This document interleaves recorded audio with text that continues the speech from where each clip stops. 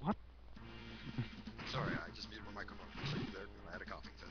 But I'm good now. I'm sure you've noticed by now, but there are dark nuts on the overworld. Yes, I did.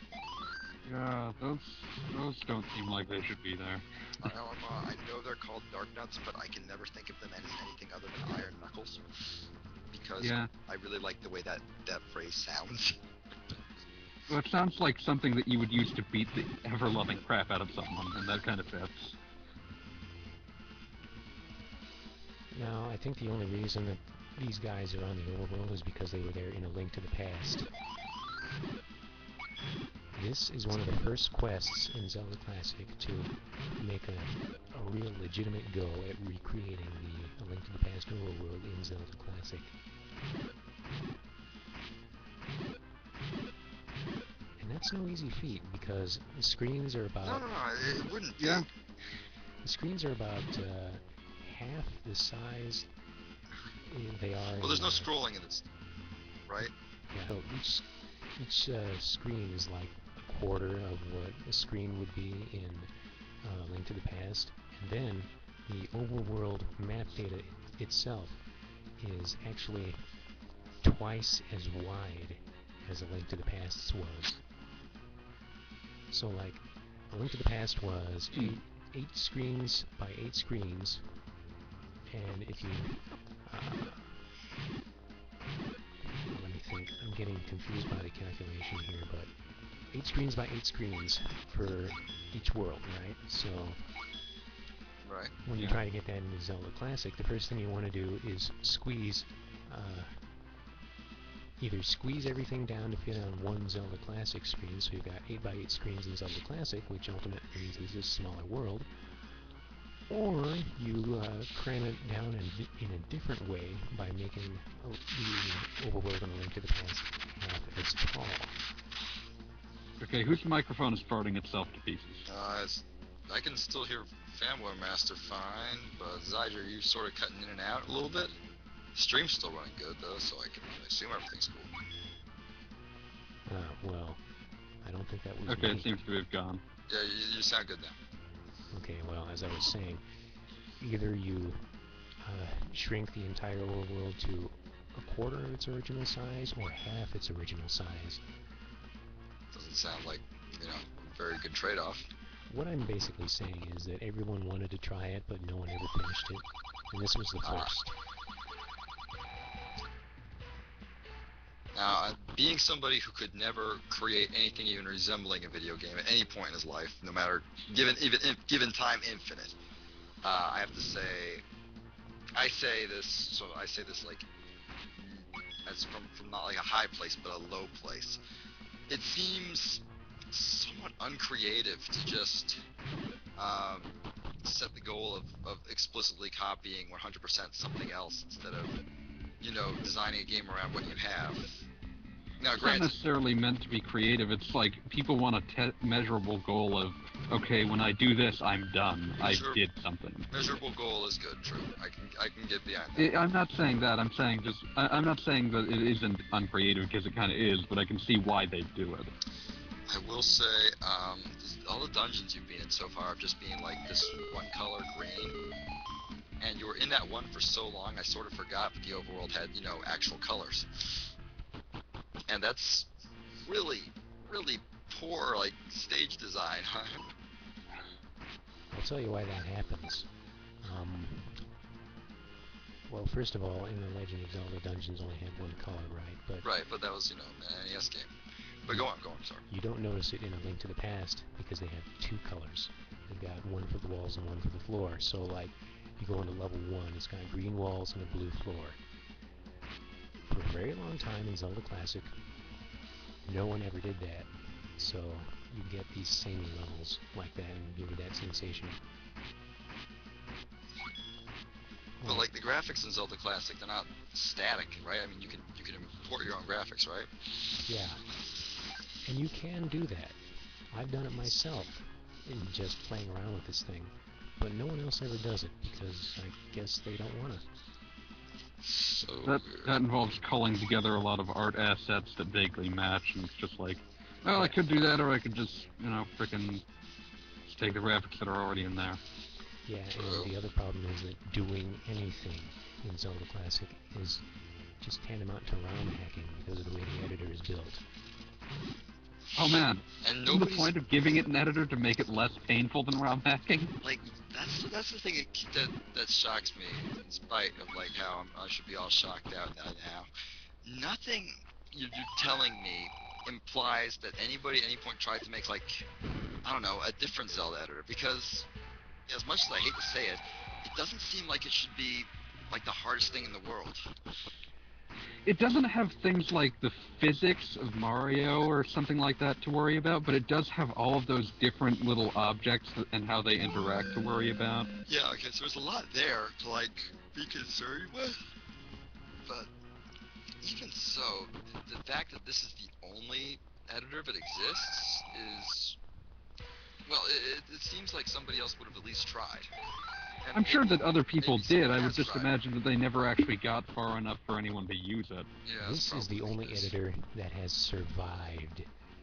It was the first, okay. and it kicked off a wave of imitators who wanted to do it better, but they couldn't figure out anything better. They actually found a way to make it more annoying. Because all these editors were probably built to the very specific, like, proclivities of, well, this is what annoys this particular, like, programmer about Zelda Classic, so he's going to change just that one thing, and then he's going to build his own stupid quirks into it. It wasn't that so much as approaching it from a totally new paradigm that made no sense. So... Alright, so if you ever kick off Super Legend of Talking Time or whatever, I will happily design an entire dungeon that is just one long hallway. And it would just consist of you getting attacked by skeletons. No. Eventually, on the very end of it, the camera zooms out to the absolute limit, and you see that the hallway was actually just a single finger and a giant skeleton. And the giant skeleton just looks at you and says, "Hey, quit it." And the game ends. 999 rupees.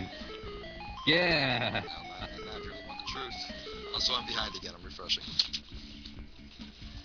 Because I'm still at 111 rupees. No, I'm saying, like, he saw a sword and was like, oh, I can temper your sword for 999 rupees. That is a little bit unreasonable. Well, it is the Master Sword that he's selling there. It is the Wait, selling the Master Sword? Yes. That shit ain't canon. Don't get me wrong, I kind of love, like, the humor of it, of like, oh yeah, some just jackass just sort of pulled the Master Sword out and was like, hey, I bet some hero will buy this eventually. Just sort of hang on to it until one comes around. Yeah, the sprite is the Master Sword, but according to the quest, it's your old sword, but it's tempered now, so it's better.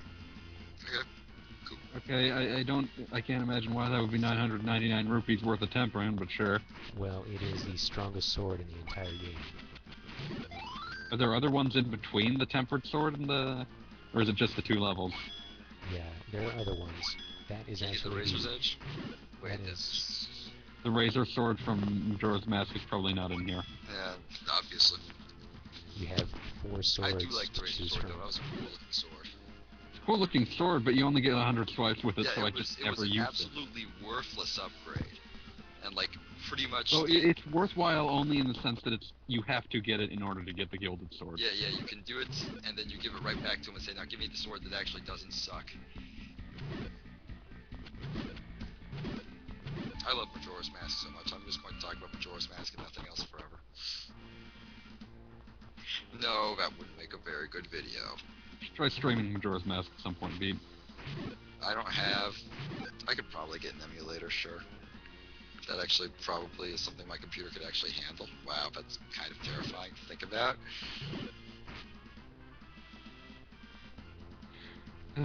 I would hate playing it like on a non-N64 controller, though. Or like, actually no, maybe it wouldn't be so bad for a gamepad game. I don't know, now I'm all conflicted. Screw you, shut up, you're not my friend anymore. You know you don't mean that, Beat. It's true. It's true. I'm your friend, Beat. Zai, you're not gonna get that reference. I don't think any of your audience will either, but it was worth it. I'm your dad. I'm your dad. I have taken us down a terrible and irreversible path. I apologize, Zaidyer. Dad. Together we will rock and party. That one, whatever, like, terrible punishment I received for that one, well, it's not enough. It's never enough. So is this level 3 or is this just the third dungeon you went into? Oh wait, yeah, it's up in the corner.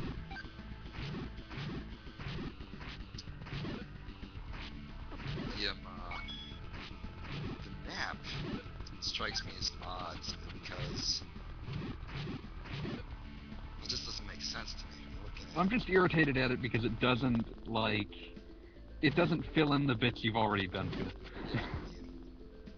Now granted, given like how difficult programming in general is, I'm willing to bet that like having it fill in. Yeah, that sort of thing would have probably just been giant impossible for words. Actually, the reason it doesn't do that is because it didn't do that in Legend of Zelda. You do have a map that fills in as you explore it, but you have to pause. Oh yeah, because it doesn't really have this like corner map in the original. Huh. That's a slavish devotion to authenticity that I just cannot approve of. Even if Sort of devotion to authenticity that probably made the project harder ultimately. Pretty much. Like, I could see how, like... But by gosh, they were gonna make Zelda 1. They are so devoted to authenticity in this game that if you load up the first quest of the original Legend of Zelda, and you go into level 1, and then instantly exit the level, and then go back in. On the NES, there would be a locked door to the north that would vanish when you did that.